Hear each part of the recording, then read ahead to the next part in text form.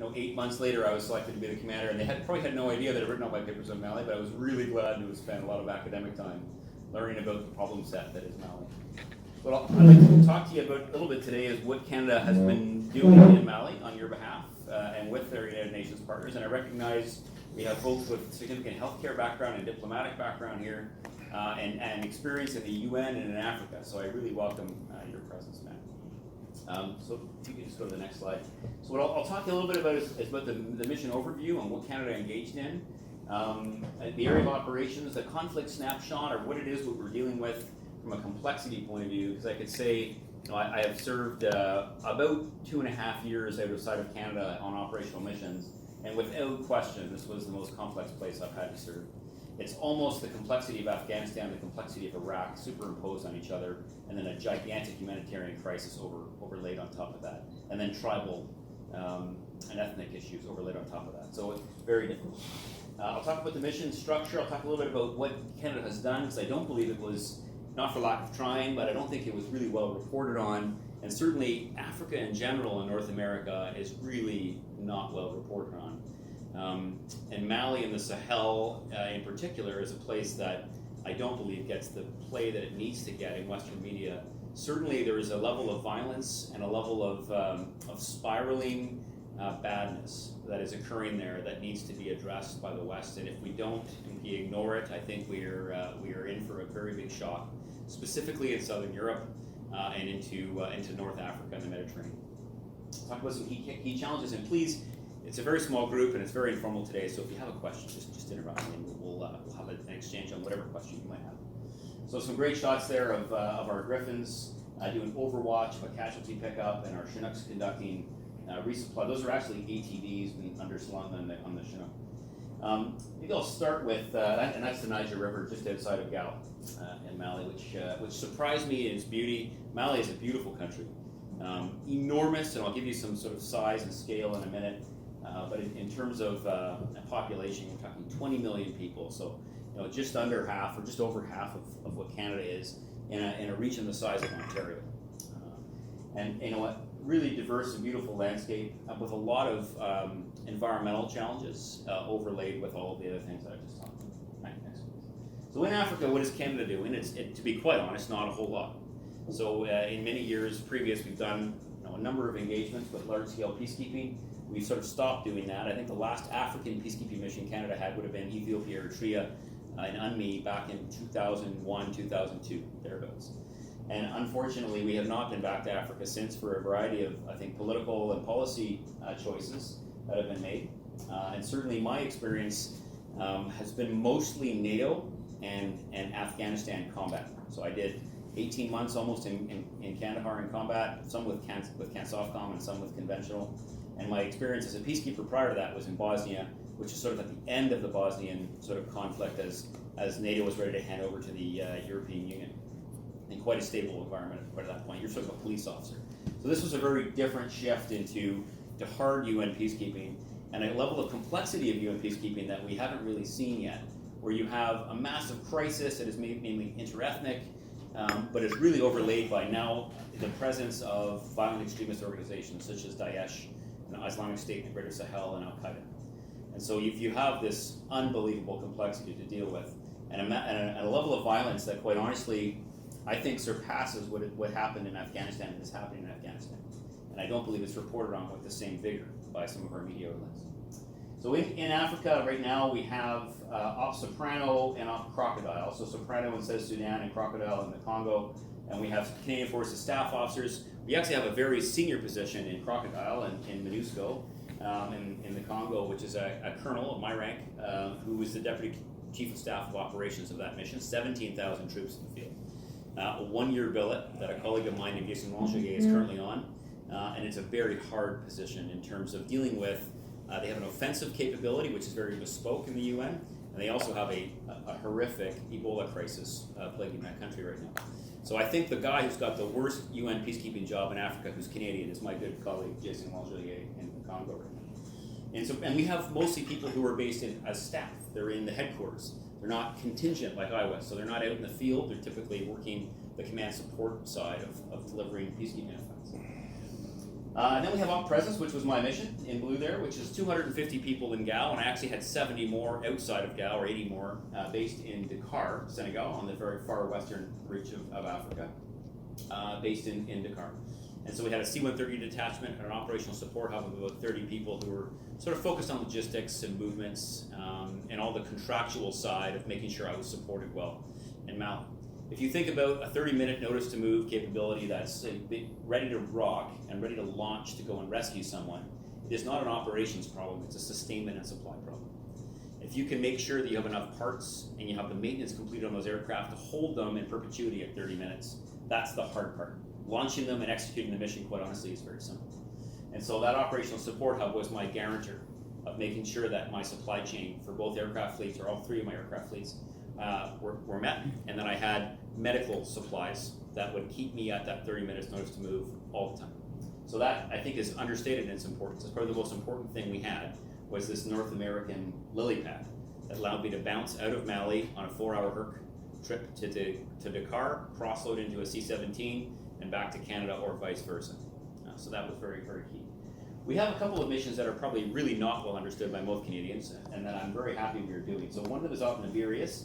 It had been for years a special operations mission where CANSOF, so JTF2 and CSOR specifically, two units that are special operations operators, do capacity building with the Nigerian Armed Forces, or Forces Armées Nigériennes.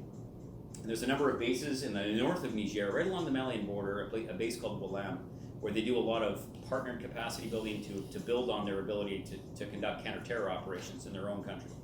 So that is ongoing, and it's episodic. It happens sort of 3 or 4 times a year, where we send people, we surge people in and surge people out. There is a footprint that always stays in Niger from Canadian Armed Forces. And then we have this mission called Fréquence, which actually is supporting one of our closest allies, the French. And so Fréquence started in 2013, and it was, the French have so much combat capability, it's sort of eye-watering, but they have left some things on the table. They have not purchased strategic airlift in the same way that Canada has. They do not have C-17s. They have an issue moving their combat vehicles in and out of theater, and relying on contracted Russian lift, which, as you know, has its own problems.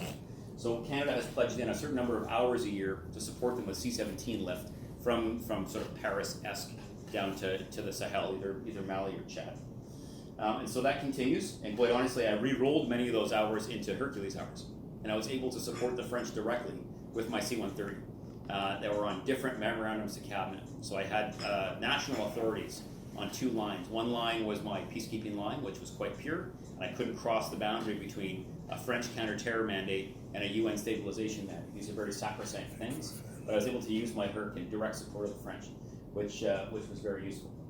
If you place us in Mali and you put my task force in Mali, we lodged in a beautiful European camp, which was German-led, 1,000 Germans on the camp. A whole bunch of Dutch soldiers, about 300 Dutch soldiers. It was a little slice of Europe, and armored quarters with 1.5 meters of sand on the roof and 50 caliber tolerant armored plating on the outside of our quarters and my office spaces. So you could take a direct hit from a 107mm rocket and live through it on this camp. Really high end, really German. In that camp, we were very safe. Outside of that camp, there was a camp adjacent to us called Super Camp, which was the rest of the UN that do not live in anywhere near the same level of protection. And then there was a French mandate, a French camp, entirely French, and they have a counter-terror mandate, about 4,000 soldiers that are deployed to the Sahel. It's headquartered in Chad, in N'Djamena, Chad, but the vast majority of the French forces are in Gao. They have about 19 helicopters and 4 battle groups that conduct essentially kill-capture missions against Al-Qaeda and Islamic State. And so there's a complementarity between a stabilization mission in Mali, trying to bring some stabilization, but there is a massive amount of friction with a counter-terror mission that has clearly picked a side and that is wanting to disaggregate a violent extremist organization. And that interface of the mandates was probably my key challenge as a commander, because I have one of my closest allies, the French, who needed, quite honestly, some assistance if things went really, really wrong. And quite honestly, I needed their assistance if things would have gone horribly wrong for me. And so we had a negotiation in terms of if I would have had a downed aircraft, if I would have been in a protracted troops in contact or a TIC scenario, I could have counted on the French to come and get us and help us, and I would have offered the same to them. And the French offered us access to their Role 2 hospital, which was essentially Sunnybrook. Very, very high end, had MRI in it, it had all the imaging you'd ever need, and it had thoracic surgeons and anesthesiologists. Like, you could really depend on the French hospital. So there was a symbiotic nature between Canada-France bilaterally, but I had to be very careful of the interface between our missions because we had two very different mandates. Next, please.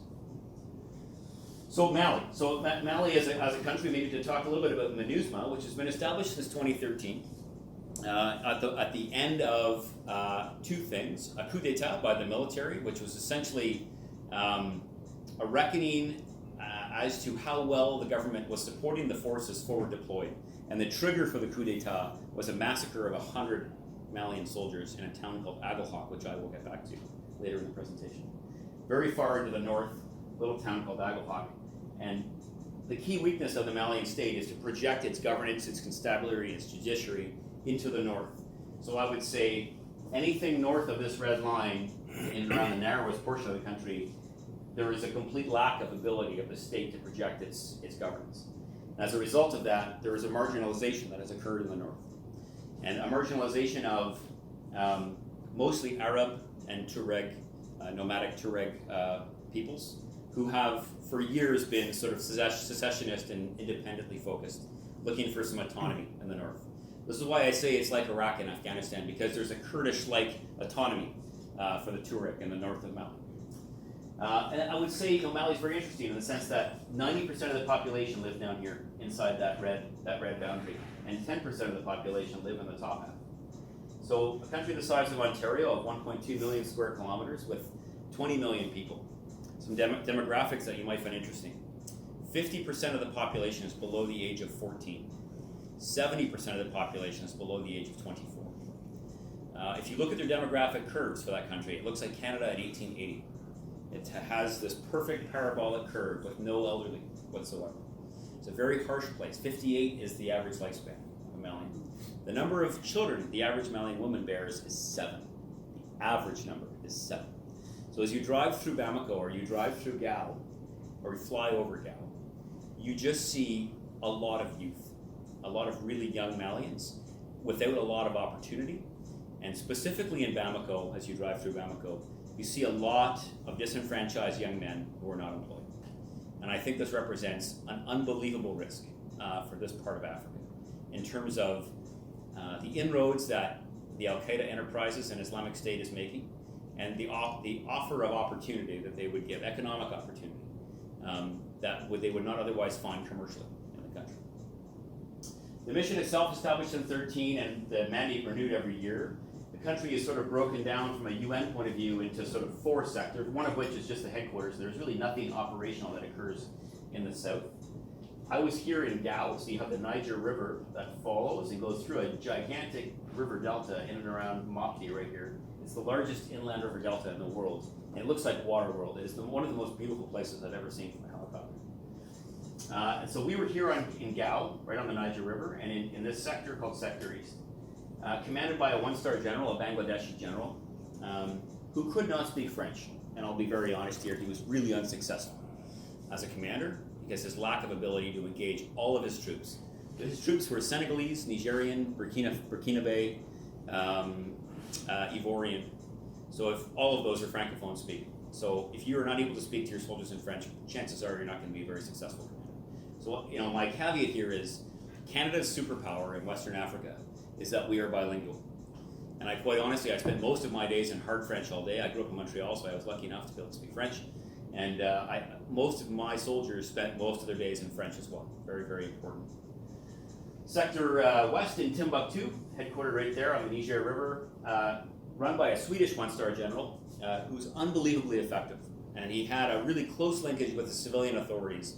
And they conducted what we call in the military comprehensive operations, where there's a military line of operations and then a civilian humanitarian aid development line of operations that was conducted in parallel and in complementarity to that.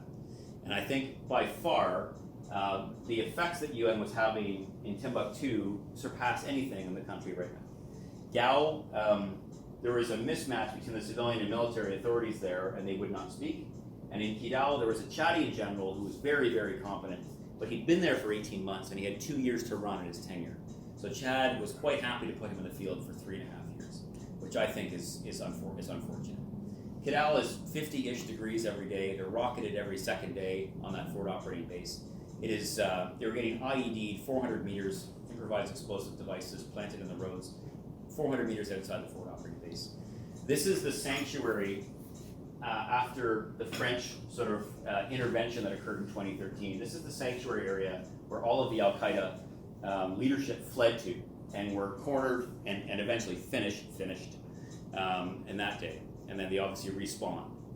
So you had a coup d'etat, and then you had a secessionist movement that was sort of vested in a group called the Mouvement National, the Azawad. Azawad is the region of the north that would be independent. It should never be granted autonomy. And then they were co-opted by these violent extremists, and the French intervened in 2013 with parachute assaults that occurred in Timbuktu, and then large road assaults that went into Kidal and Gal to retake the north and remove essentially a caliphate that had been established in the north for about a year.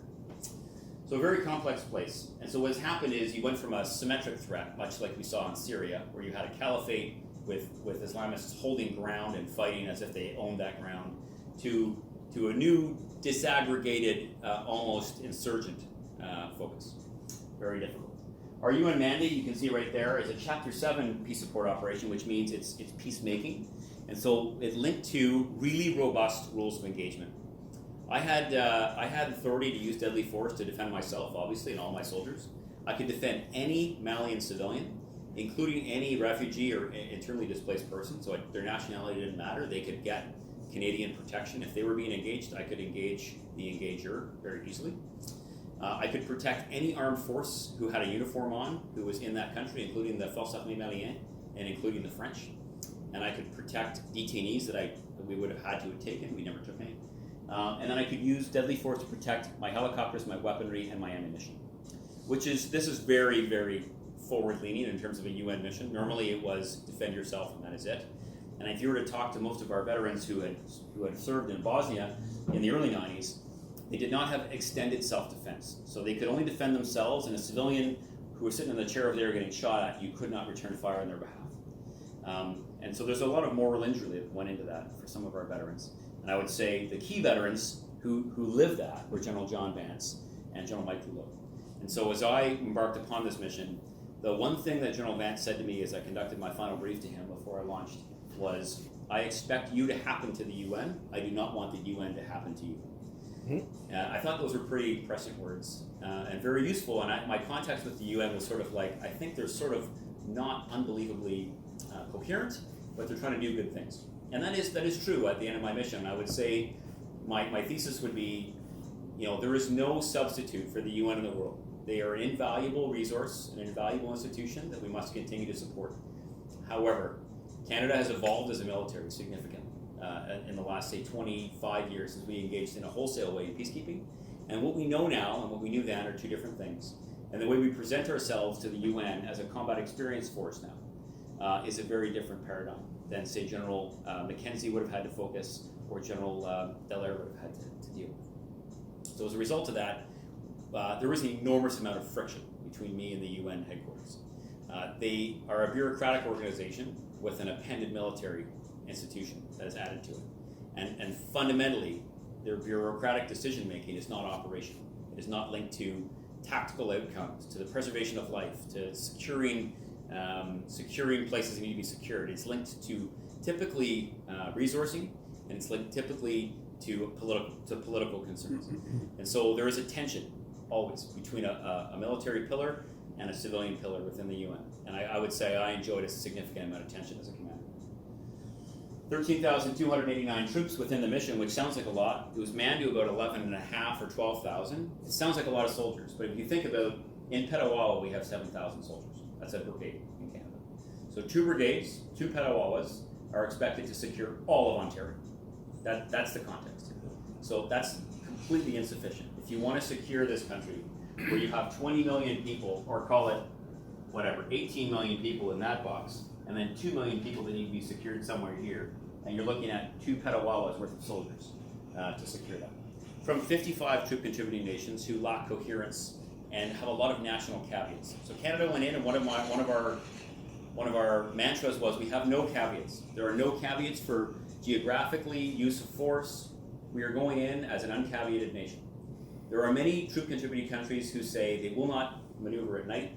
They will not maneuver below the company level, i.e. they have to have 120 soldiers with them as they leave the FOB, because that's the forward operating base, because that is the minimum to assure their own security. They will not leave the forward operating base without armored vehicles.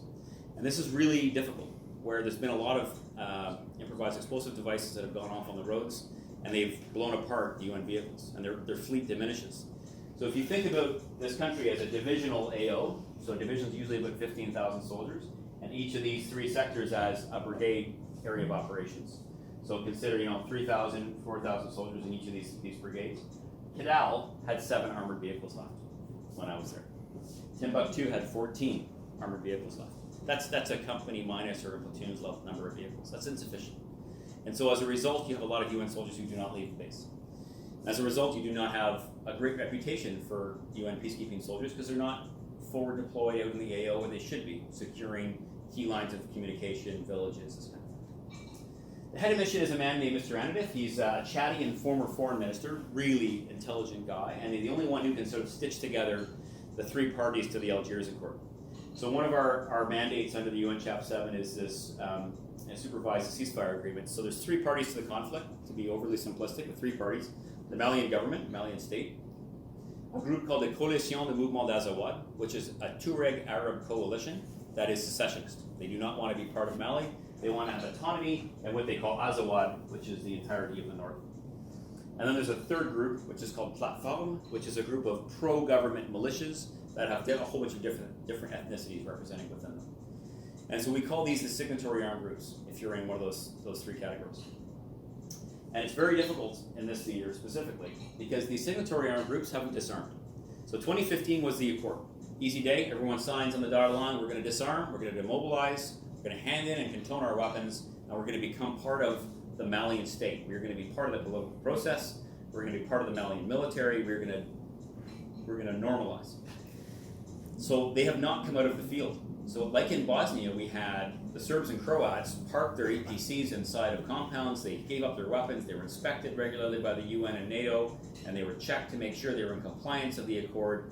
These are all things that would happen in a very mature setting of peacekeeping. In this context, every single one of those soldiers remains in the field. They all have their weapons, they have no uniforms, they drive the same vehicles as each other, and they have no markings whatsoever. So if you're a Griffin pilot from Canada and you're zipping down a line of communication like one of the roads at 300 feet, which is what we typically would do, spread across the road in a 2-ship, you would find yourself inside weapons engagement zones of anti-aircraft weapons mounted on vehicles. And you literally you see them visually, say 1,000 meters away, and you have no idea of knowing if they're enemy or friendly. And so from a military point of view, it's an extremely difficult theater from what we call identification friend or foe. We don't know who the enemy is, who is friendly. There's no markings. And the Al-Qaeda and Islamic State representatives who move around this country and are bad actors, they look and are armed the same. So it's a very awkward moment when your gunner is training his weapon on that small convoy of vehicles, and they're putting their weapons at you, and they have overmatch on you in terms of range, and you were just waiting to try and get a visual ID if they're friendly or not by a small little flag they might be flying. It's a very complex place to be a military peacekeeper. The commander of the mission, Dennis Gillenspoor, a Swedish 3-star who wrote his PhD thesis on assessing UN missions and failed them all. So just a tremendous choice for permit. Yeah, failed them all. So he's a former commander of their army, a special forces guy, and an unbelievably collegial gentleman who has reoriented the mission significantly upon his arrival to a trajectory that I think is going to bear fruit. So he needs to be given probably another year to see what the changes he's made. But he's kicking troop contributing countries out of the mission who are not effective or who've committed, quite honestly, human rights violations.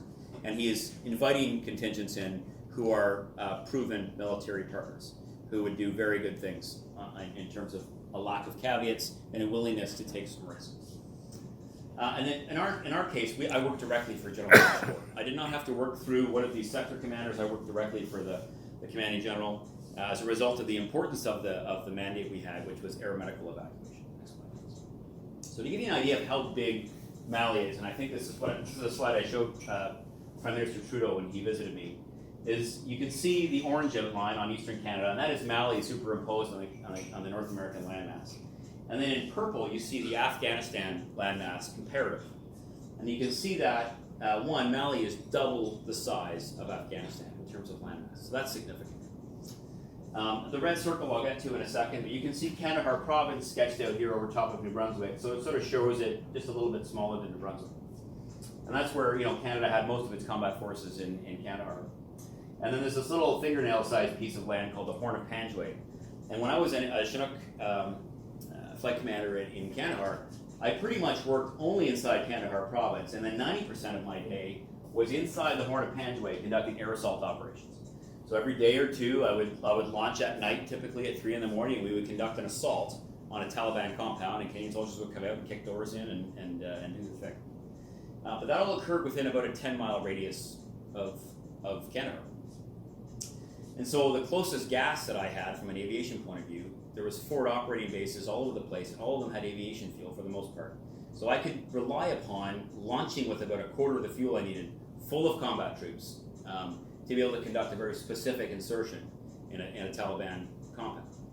And so the closest gas was 10 miles. And my point is, in Mali, my closest gas was 190 miles away from Gao, in any which direction. So if you were to look at the east, I was Manaka, about 190, Kidal, 210, Timbuktu, about 160, and then Mopti, about 220 miles away.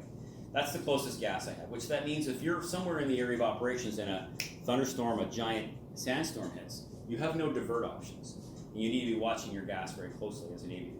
And so I personally spent time on the desert floor in the middle of a giant sandstorm because we had literally no divert options. You divert to the desert floor, set up an all-around defense, and then eat it for about an hour and a half while the sandstorm passed over. And it gives you an idea of the size and scale. So this red ring is a 125 nautical mile ring, so 230 kilometers out to the rim of it, and then 230 kilometers back.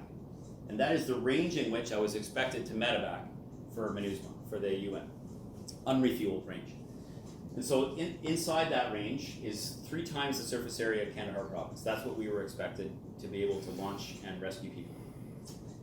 It just gives you as a comparison to Panjwai, which is about 300 times the size of Panjwai. Next slide, please. To give you an idea of the Malian conflict, so not to be overly simplistic, but there's the thing you were seeing in the news most is intercommunal violence and village-on-village killings. You've probably seen this in the last 2 or 3 months.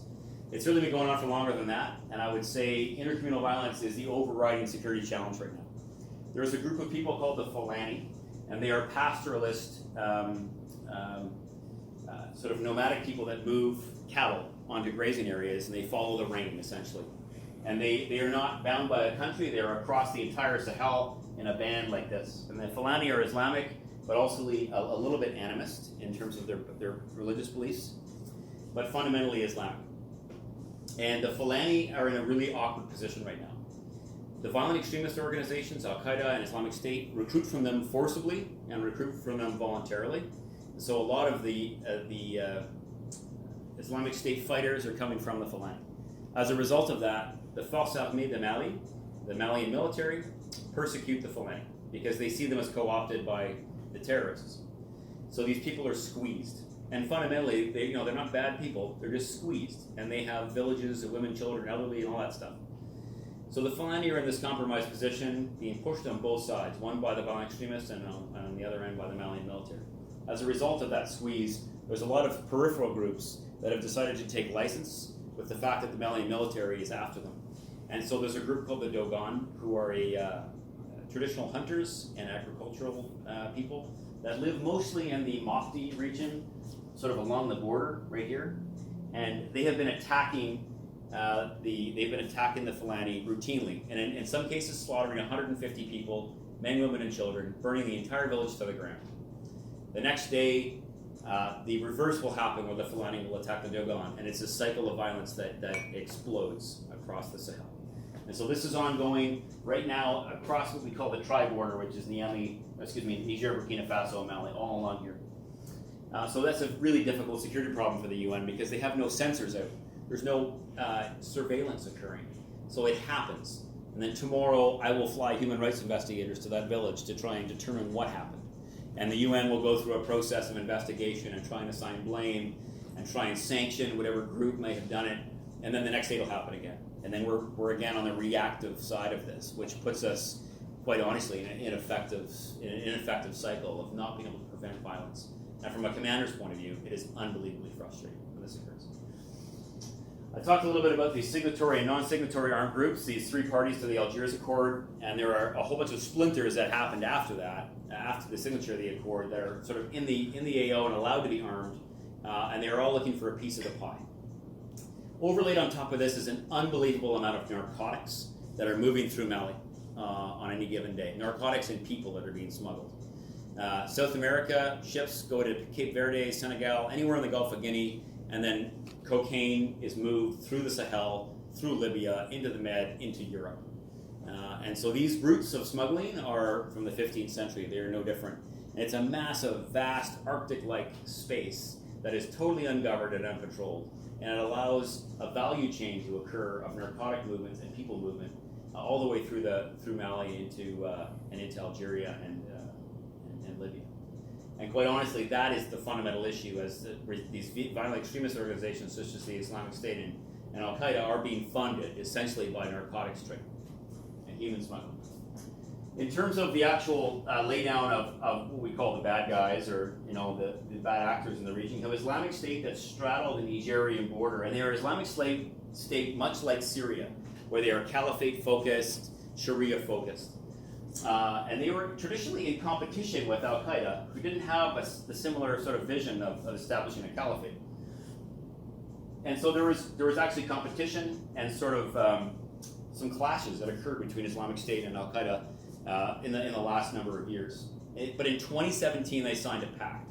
And as a result of sort of a pact of collaboration and sectoring off where their areas are in determining who gets access to the value chain of narcotics and people, you have seen a massive uptick of violence, which is sort of represented here with the number of IEDs. And the actual end number of 2018 was about 250 IEDs that occurred in the north. And then you have this grouping of what we call JNIM, which is unpronounceable to me, but it's essentially Al-Qaeda in the Islamic Maghreb, Ansar Dine, AAA Katabat, Al-Mura Batoon, Messina Katabat. These are all groups of Islamists, and they now collaborate, and they are fundamentally destabilizing the north. And they want it unstable so they can continue to take great amount of money out of the smuggling that is occurring.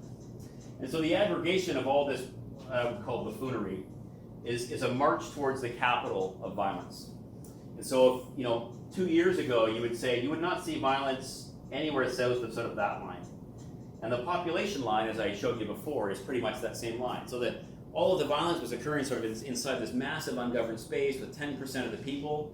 And now it's moving into the population. And as a result of it being inside the population, I think things are going to get very bad very, very quickly here.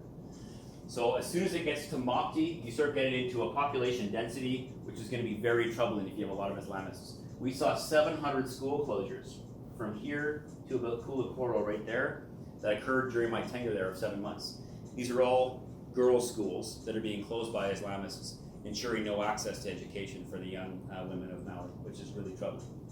We saw kinetic attacks by Islamists occurring as close as Koulikoro, within about 50 kilometers of Bamako, and it's a matter of time before another massive incident occurs inside the 3 million person population of Bamako. This is a powder keg. I think that's waiting to go off, which is very concerning. Next slide. The weather is no better story. So you can see a couple of what we call haboops, which are gigantic thunderstorms in the Sahara that are pushed into the Sahel. And these thunderstorms are sort of apocalyptic. So in Canada, a thunderstorm is about 30 miles wide, and it moves at about 15 knots, right? 20 miles an hour. In the Sahel, there's 600 to 800 mile wide atmospheric thunderstorms that just pop up out of all that heat in the desert. And then they move at 100 knots. Like they move at 160 kilometers an hour.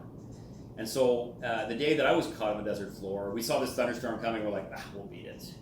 And then it moves, 3 or 4 times faster than a Canadian thunderstorm. All of a sudden, Gao disappears and you have to land on the desert. And so these storms are really problematic. The French had a bunch of helicopters who were not tethered and the storm hit, and they flipped on their sides, and they were destroyed. $30 million a piece gone. So we were laser focused on making sure our aircraft were always hangared when these were coming. The problem is there was no weather reporting in the north of Mali. So you have this poor weather guy that I would browbeat every day to try and predict whether or not we would see a haboob, and trying to determine the environmental factors that would contribute to it. And in the end, we just saw dust on a satellite image and then would run and try and shelter our aircraft. We kept our aircraft in a very high ready state in the sense that the aircraft were always loaded, all of the ammunition was in the aircraft, all the flares and countermeasures were loaded, all of our armor and helmets and everything you would need, and all the medical gear was in minus the blood. So that sits out on the ramp because you needed to launch right now to go and get someone who's wounded. And the counterpoint to that is, if it's out there in a haboob, it's going to be useless for the next 3 weeks while you try and rebuild the airplane and remove all the dust from it. So there's this constant cycle of, it needs to be ready, but not too ready. It needs to be in a hangar so it doesn't get destroyed, and you're always playing these games. There's also this, every week there seemed to be some new terrifying bug that would eat your face or leave giant blisters on your arm or locust the size of Mars bars. So my young Canadian soldiers were really challenged by the environment. But what I would often say to the Prime Minister as well is this is not unlike the Arctic. So we operate our helicopters in the Arctic all the time. We are used to not having fuel for 300 miles. We're used to working off of barrels and working off of fuel caches that are sitting in the snow or in the permafrost. This is really not unlike that. It's just plus 40 instead of minus 40. So we brought all of our, that's probably me who's banging, sorry. We brought all of our barrel refueling equipment and a lot of our Arctic equipment that we use every summer in the Arctic to Mali with us for this specific reason because of the austerity. And some of our air mobile operations, we would just establish a leaguer in the desert. We would plant a whole bunch of fuel barrels and we would conduct an insert to a village and then go back to that desert location and defend ourselves with our barrels of fuel and refuel ourselves. So we were able to operate in a way that I think a lot of countries would be challenged to do because they're not forced to do it every year in the Arctic. But Canada has learned a lot of lessons on how to work in these austere locations, and Africa is really no different. Next, please. So our mission was a dedicated 24/7 rotary wing air evacuation mission, which means I had 21 people every day on a 30-minute notice to move posture to run to aircraft, start them, and be out the door within 30. We also had a utility line of operation, or line of operation 2, which was deliberate air mobile operations, inserting platoons or companies of UN peacekeepers into villages so that we could project the UN presence far forward. The problem with Mali is that there's hardly any roads. And the roads that are there aren't really roads, they're like Paris-Dakar rally, agreed upon path through the desert. And they're not hard, so you can dig an IED into it with like 30 seconds of warning. So they're highly dangerous lines of communication. And as soon as it starts to rain in June, and it rains all the way through to October pretty regularly, everything turns to sort of quicksand. So the most expensive German tactical vehicles just sink into it and can't move, which means you cannot project a UN presence outside of about a 10-mile radius of Gao, which means you have no idea what's going on in the AO, and all of the enemy and all of the trafficking is occurring by motorcycle or by camel. And so you're blind as a commander. So my value proposition to General Gillenspore was, Canada's going to provide you the air evac assets, but I have excess capacity and I should be considered as maneuver. You need to use me as maneuver. And I should be doing an air assault operation, air mobile operation, every couple of days to project the UN presence forward, and that's what we ended up doing. And then our approach, which was collaborative partners of choice, respectful, bilingual, and willing to work with any partner. Certainly the Germans that we took over from. So they had 2 lines of operation. They had a medevac line of operation that used these very delicate European helicopters called NH-90s. They had a lot of maintenance challenges with. And they had an attack line, or what they call a tick supporter. They had 10 aircraft forward in Gao. But they really were supporting 1,000 German soldiers who were deployed there, conducting traditional peacekeeping operations in Gao. And they didn't really see themselves, even though they were declared to the UN, they didn't really see themselves, if I'm being honest, as a UN asset available for everyone. And they didn't act like that anyway. So they would not outreach to troop contributing countries. They wouldn't go and see the other battalions that were in Gao. They didn't walk around and meet people. They would clearly, if they got a 9-line medevac request, they would launch. Right? That's their job. They get it. But they weren't being proactive, quite honestly. So in 15 months of operation, the Germans conducted 2 deliberate operations. And in R7, we conducted 26. We also went and met every single battalion commander and company commander from every African troop contributing nation there and made them understand that if their soldier got blown up, it's a Canadian flag coming to get you. And this is the helicopter that's going to come get you, and here's my doctor, would you like to meet him? And so this is the kind of outreach we did, I think, engendered a lot of collegiality between our nations. And there was a lot of respectful, as equals engagements that occurred with our partners. Next, please. So our approach was as follows. So the UN is bureaucratic and lethargic, and they often don't provide you the launch authority you need in timely fashion. So to go back to General Vance's comment, I had authority to launch my aircraft without UN authority, and it caused no end of friction with them. And I had authority from my CDS to not launch my aircraft when I did not believe the conditions were safe or right. Not that I was obsessed with risk, I was more obsessed with being employed on a mission that might violate someone's human rights. That was my big tear line. Risk accepting, because we had an enormous amount of firepower and we had great training and great equipment. And so I could accept a lot of risk, throw my aircraft at a situation where there's a live combat situation going on, and know that my guys could resolve it with the firepower that they had. Bilingual, gender aware and inclusive, certainly Canada is a leader in this right now, as is Sweden. Engaging as equals, being collaborative, and then focusing on the protection of human rights in the sense that I did not ever want Canada to be party to the material support to a human rights violator. And there are some cases here where some of the Malian military, who were not well led, in pockets, not as a wide swath, but in pockets, have committed some atrocities. And I never want to be associated with a specific subgroup that had done that and provide the material support, because that sends, I think, a terrible message to the people of Mali. Next, please. So the force structure, really complex, obviously, but there's 5 pillars in any UN mission. And I did not fundamentally understand this, but there's a military pillar led by a 3-star, but there's a lot of other things going on in a UN mission. So there's the Director of Mission Support, which is quite honestly where all of the power lies. It's where all the money and resources lie. MINUSMA costs $1.1 billion a year, and 28% of the UN peacekeeping budget is underwritten by the Americans. And so as a result of this enormous load on the US, and there's 14 missions in the field now, and they all cost about that. So this is a lot of money that the States is shelling out every year. When they rewrote the mandate last year and renewed the mandate for MINUSMA last year, the US placed inside the mandate a whole bunch of metrics that the MINUSMA had to deliver, a number of people to mobilize and disarm, this kind of thing. And it fundamentally changed the calculus as how all my senior civilian decision makers acted. They wanted to meet the US metrics, and they became obsessed with demobilizing troops during my mandate. But fundamentally, the Director of Mission Support has all of the money and has the ability to turn things on and off operationally, which is odd from a military commander's point of view. In Canada, we give our commanders full command and control of their troops, and all the resources and decisions on resources. So we would never have a situation where we have a commanding officer who's given a mandate and then make someone else in charge of the resourcing to execute that mandate. It makes no sense. But that's what the UN does. So they give this force commander the peacekeeping mandate, stability mandate, but all of the resourcing resides in a senior civilian bureaucrat. And that fundamental tension is what plagued my organization every day, where my commander wanted me to launch, and the bean counters would refuse to pay the money to have us launch. And we had this constant tension that would plague.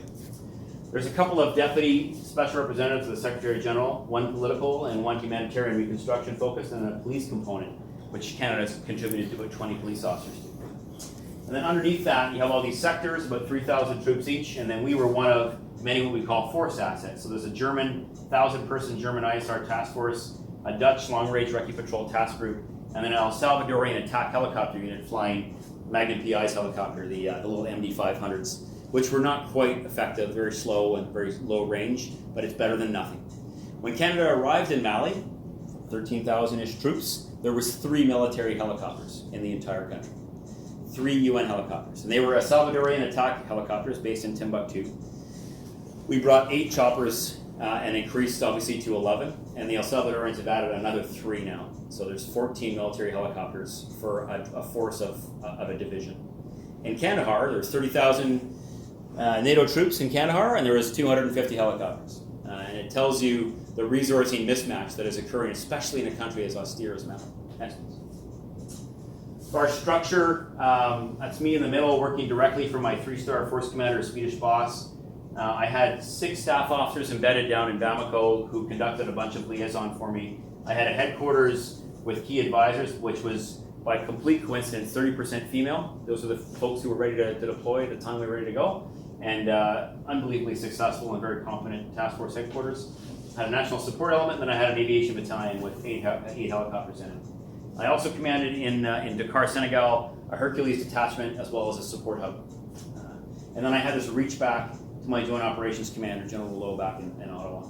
So the great thing is that Canada never gives up full command of its troops, which allowed me a lot of autonomy. I could tell the UN no or yes, and know that I would be backed up by my chain of command in Canada, because I had an operational command only relationship with my UN commander, which I think is very powerful. And as Western nations engage with peacekeeping, we probably need to keep a line that is national, that allows us to do things that General Dallaire in his book spells out very closely. He did not get top cover on. He was not resourced properly. He was not supported well. He couldn't contact his Joint Operations Command headquarters and say, I need help. He was relying upon calling New York, which is asleep on a Saturday, and not answering emails, or at that time, phone calls.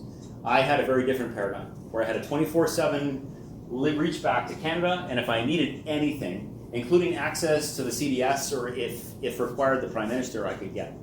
So Canada has learned a lot of things about how to deploy troops in peacekeeping, and the structure that we set empowered me sufficiently to make all sorts of unilateral decisions that really pissed the UN off. But in my mind, protected Canadian lives and protected the lives of our partner peacekeepers, which I think was powerful. Go back one. So three kinds of aircraft. So I had the Griffin helicopter, which has been around since about '95, and its job was to escort the Chinook and protect it like a Spitfire would to a Lancaster. It had a 50 caliber machine gun and a minigun, high rate of fire machine gun on it. And we had high explosive ammunition on our 50s to overmatch some of the weaponry that was in the area of operations, which was quite concerning. But the limitation was always Griffin, so 125 nautical miles out and about a 2.5 hour endurance. But the only risk space that I foresaw was a Chinook landing with no top cover to pick up a patient. So we would employ the Griffins for that really specific role. And then if I had to move the patients back to a hospital, I would detach the Griffins, and the Chinook would go single ship fast as it could, because it's a much faster helicopter than the Griffins. The Chinook has a longer endurance, and obviously you can trade your payload for fuel. And Canada bought what we call fat tank Chinooks. They have about a 6-hour endurance, which is double what a normal Chinook would have. So these Chinooks are great for Arctic operations or African operations where vast distances need to be covered. And so thank God Canada bought it, because this aircraft actually was decisive in saving a bunch of lives as a result of its endurance. And then I had a Hercules fixed-wing aircraft that was based in Dakar under my command. Next slide. So I'll talk maybe of the first line of operation, which is forward area medical evacuation. You can see the back end of a Chinook, pretty chaotic in the back. So the crew of a Chinook helicopter doing medevac is 13. So you have 2 pilots, you have a left and right gunner, you have a ramp gunner, and they're loadmaster, flight engineer, and an army senior NCO, typically, like a Master Corporal Sergeant. That's the air crew. Then there's a 4-person resuscitation team of clinicians, a doctor, an acute care physician, emergency physician, a critical care nurse, very close to what an ICU nurse would be able to do, and then 2 air medical technicians that are sort of paramedics plus, more than you would get in an ambulance, say, in Canada. And then as a result of the fact that we were landing potentially and leaving this package to go and triage patients and package them to get ready for air transport, sometimes you have to insert the medical team and then leave them and go off to a hold point where you're not vulnerable for a number of minutes. We wanted to protect them, so we brought infantry soldiers in the back. We put 4 Vandu Infanteers, 2 of them armed with belt-fed machine guns, 2 of them armed with rifles that had grenade launchers on them. They all had rockets and grenades. They were very well armed, but the most important weapon they had was a radio. And so the second that they walked off the back of the Chinook with the medical guys in tow, they were talking to Griffins, and they were able to control fires from the Griffins if need be. And they could apply rotary wing close combat attack fires to any situation to protect the point of injury as they're picking up patients. And so that 8-person team in the back of the Chinook, you can see them all working collaboratively in this picture. It was very interesting, because we sort of had a vision that, we would land, and then the infantry would set a cordon, like a circle. And then the clinicians would rush out and grab patients and pull them back in, and then the infantry would collapse back into the aircraft and we would take off. And the infantry would take off their gear and they would just sort of sit there, right? That's not what happened at all. Our clinicians ended up mentoring them quite a bit. They got a really good baseline of medical training, And our Vandu infantry, young Master Corporal corporals, were decisive in applying medical interventions in the back of that aircraft. Mostly because we were sometimes evacuating many patients at once, and the doctor, nurse, and the 2 air med techs are a bit overwhelmed in terms of trying to apply pretty high-end interventions to save someone's life. And the lower-end things like tourniquets, maintaining an airway, bagging someone, could be done by a young infantry corporal. And so this is what ended up happening: is you had healthcare being applied by some pretty non-traditional folks in the back, and they were very successful. When a young Vandu has his hand inside someone's leg, closing their femoral artery from a bleed, waiting for a doc to come over to get the tourniquet on properly, you know you're probably cross-trained to a sufficient level, right? So in the back of this aircraft, we had pediatrics bags. We could deal with children. We had everything you would need to cut open someone's chest if need be, and flip open the rib cage and staple their heart closed if they had a penetrating wound in their heart.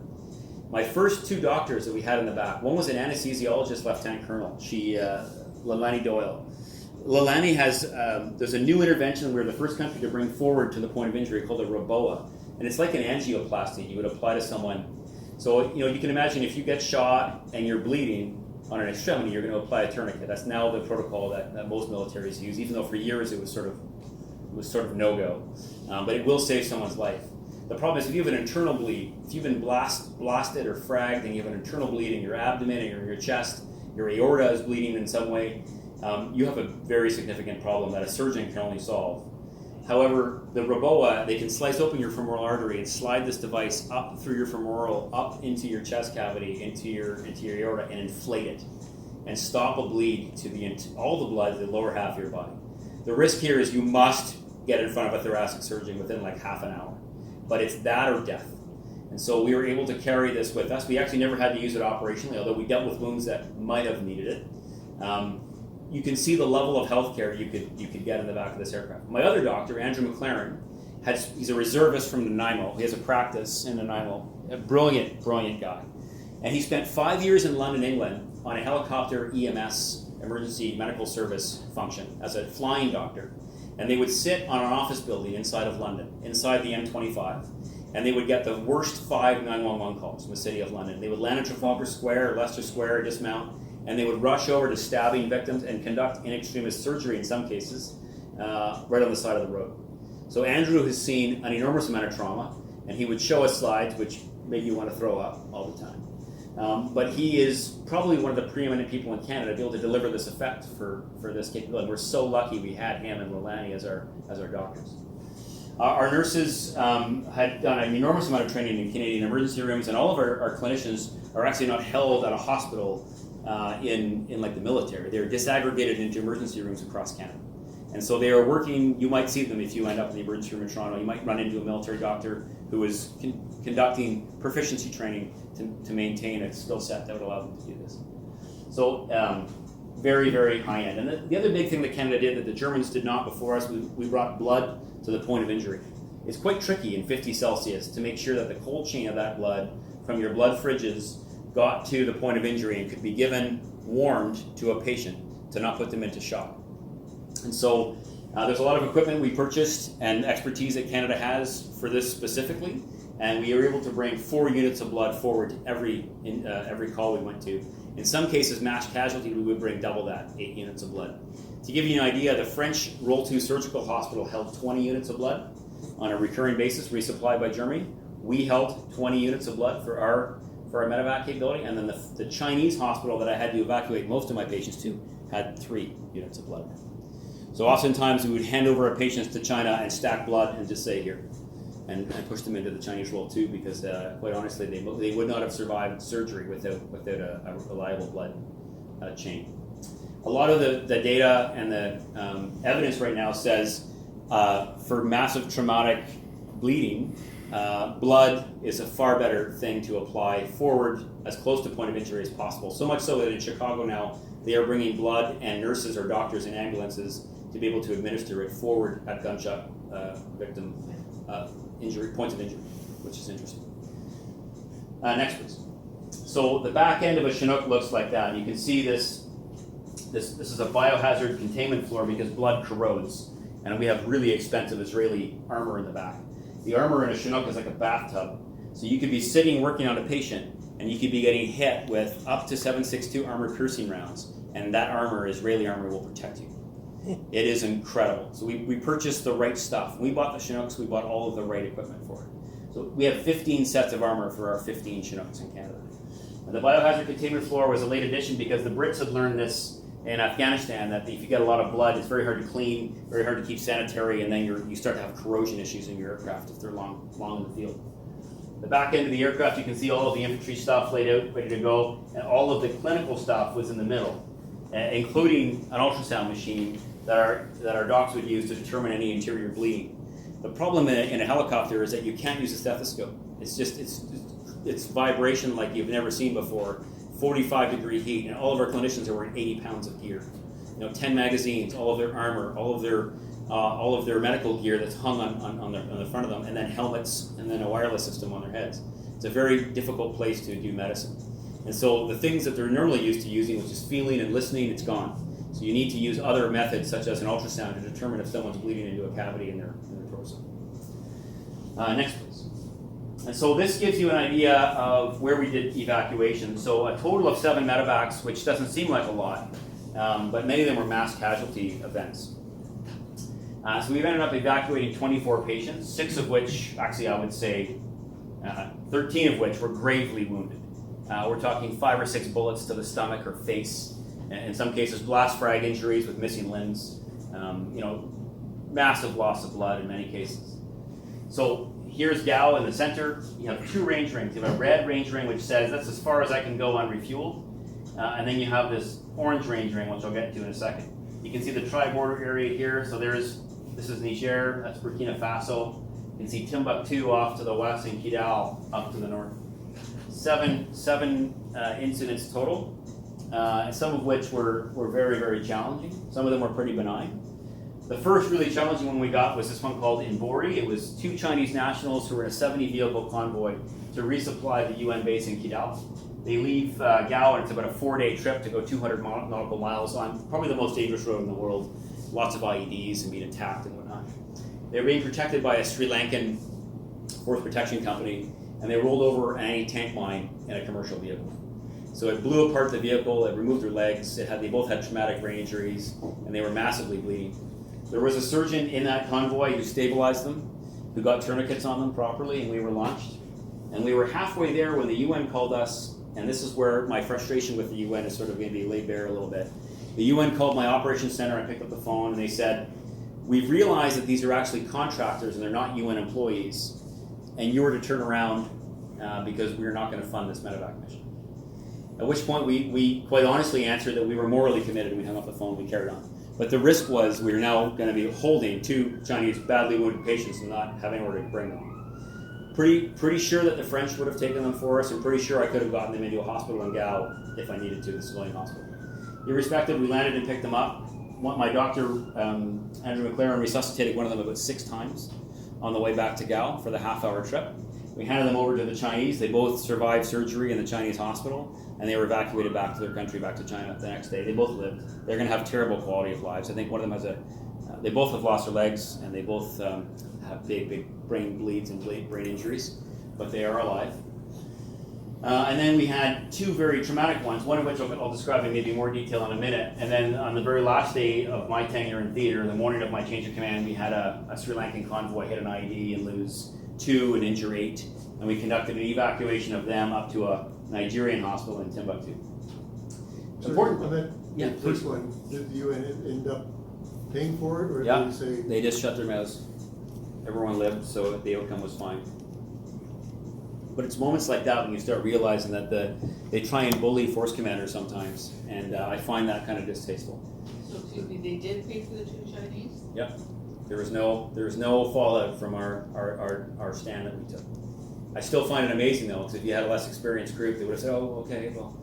But in the end, if I would have done that, I think I would have had a revolt on my hands. My guys were so focused on trying to rescue these people, there would have been a giant morale kill in my unit. That, and it's just humanity. You're not going to leave. You know where they are. You know they're bleeding. We have all these clinicians. I mean, God, it costs, the incremental cost of Canada doing this is nothing. Probably important to note maybe here is that when I went down to the UN to negotiate in New York, to negotiate what Canada's We call it the letter of assist, which is a contract between a troop contributing country and the UN peacekeeping organization. And it basically lays out what you will do, what you won't do, and what the costs are, to be overly simplistic probably. And so General Vance arrived the day prior to me, and he went into Mr. Lacroix's office, the director of peacekeeping operations, and he said, free. Canada does not want any compensation from the UN. We are just going to place all of these assets in theater. You can use them as you see fit, and here's the number of hours we can sort of lay on the table, and it's a maintenance limitation, not a money limitation. And so they were all very collegial and said, no problem. Then I showed up the next day to negotiate it, and they said, there's no way you can do this for free. There is no way. Because if we write that in as a pro bono, the next successor to you will not be able to do that. Thus, we will not be able to find a successor. So you need to come in at a representative cost. And so we looked at our German rates, which were really high. We looked at the Dutch rates, which were kind of mediocre. We came in well below all the predecessors and just said, here's a representative, $5,000 an hour. A Chinook and 2 Griffiths flying is like 130 grand an hour, right? So this is kind of like a token, figured it would be no big deal. And in the end, we didn't realize is that what we pledged into the mission and they determined rates, the mission was never given incremental costing to deal with us showing up. And so it was all out of hide for them. They were trying to make choices all the time, and they were over budget all the time.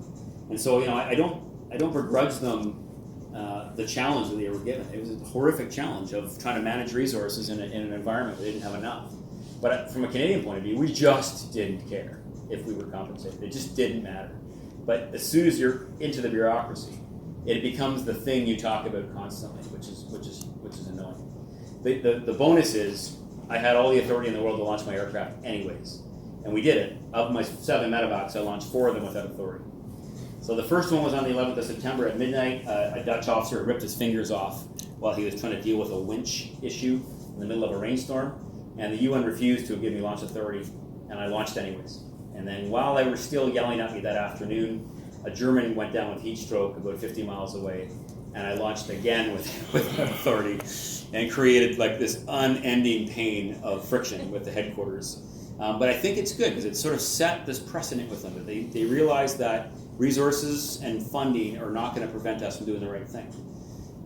It just created tension really between me and my deputy and my operations staff and the UN. But my soldiers never would have seen any of this. It's irrelevant to them. But the friction that can be created is quite significant. And then you watch the way that troop contributing nation commanders are treated sometimes, and they're bullied in some cases, because some of these TCCs pledge troops into a mission and get a lot of money back to their country relative to their national defense budgets. And so what they want is a guy to cause no friction forward, right? And you wonder why sometimes you have peacekeepers killed.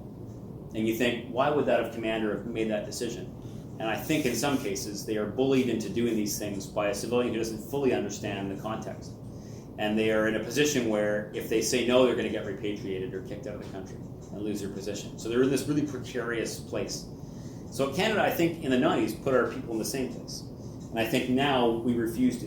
And we have a lot of authorities devolved to our deployed commanders. Next, please. So I'll talk a little bit about the biggest one we did, which is Aguhawk. So this is a forward operating base. You can see pretty austere sort of berm walls. And it's 200 nautical miles north of Gao. And it's a company position for a Chadian company. So Chad had put 120 soldiers in here, and they were 70 nautical miles from the town of Kidal, which is the closest UN base, and they're closer to the Algerian border than they were to Gao. And so the night before, they conducted what we call a relief in place, where a company left and a company arrived. And they conducted a handover, and there's a brand new Chadian company that showed up, and clearly under the observation of Al-Qaeda. And so at 5:20 in the morning, this particular fob was surrounded by about 20 technical vehicles, and it was pounded with heavy machine gun fire and small arms fire. A suicide vehicle-borne IED drove into this front gate. You can see the hole blasted in there, and it detonated itself, suicide detonation, and it killed a number of Chadians, and it blew a hole into the defenses of the fob. Into that hole charged about a half dozen suicide bombers wearing vests.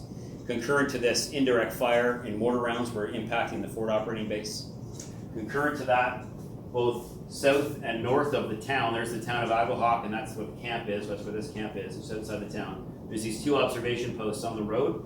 They were simultaneously attacked, and the cell tower was cut. And so you can imagine yourself as 120 Chadians trying to hold this piece of ground with no cavalry. There is literally no one who can help you for 70 nautical miles, and in Mali, 70 nautical miles is about a day's worth of travel, or maybe 2. So that's not close. So to the UN's credit, immediately recognized the problem, immediately gave me launch authority. They launched a white medevac helicopter out of Kidal, which was meant to take 1 casualty. The issue became 25 gravely wounded Chadians and 10 dead right off the bat. White helicopter landed adjacent to the FOB and picked up some casualties and flew back to Kidal. There was a hospital in Kidal, a Togolese hospital. We launched immediately. We didn't have the gas to get all the way there and back, so we went into Kidal and got gas, and then launched out of Kidal with a counter-IED team to disarm suicide vests. Counter-IED team, as well as reinforcements, landed inside the FOB, very close proximity to these armed and not exploded vests. Offloaded our counter-IED team, who started working on the vests. Offloaded reinforcements who took up positions on the perimeter, and offloaded all of our clinicians and our infantry and pushed the chopper off to a hold position.